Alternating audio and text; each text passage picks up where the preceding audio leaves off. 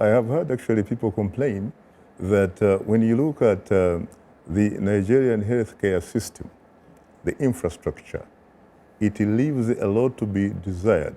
So much that it has reached a situation where it can be very embarrassing, where the rich Nigerians, for example, get sick, go to the United Kingdom, only to find that they are being attended to by Nigerian doctors. That's a very interesting element to realize, and I think I had a discussion with somebody before, and the issue was actually about healthcare in Africa. It is one, I think, of the most deprived, because most of the people that work in healthcare have moved elsewhere. And it's a little bit sad, but when you also think about it, I want to flip the script to the gain side, because think about it this way. There are about 30 million people in the diaspora, and these people contribute about 40 billion to Africa. And Nigeria actually has 1.3 billion. And this is a lifeline for very many families back at home. So when you think about it, it's when people go out of the country, they get new skills, they get exposed, they get new perspectives, then they go back home.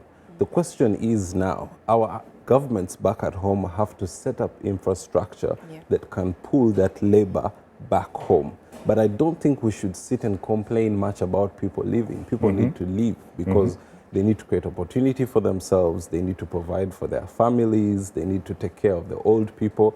But the question is, how do we move forward from there? How do we set up economic policies that can take back people in terms of investment and trade? So I think African governments can focus much on that and find a way of pulling these people back home. I'm going to give you a very good example. In 2003 to 2008, India had the biggest remittance back home from people in the diaspora. And it was actually, I think, at 52 billion. But what they have done in India, they've gone ahead to create space for these people to come back home, to the extent that they have actually set up what you call the Ministry of Overseas Indian Foreign Affairs, that coordinates these people to be able to go back and invest in their countries. And I think African governments can learn a lot from that in the case of also Nigeria.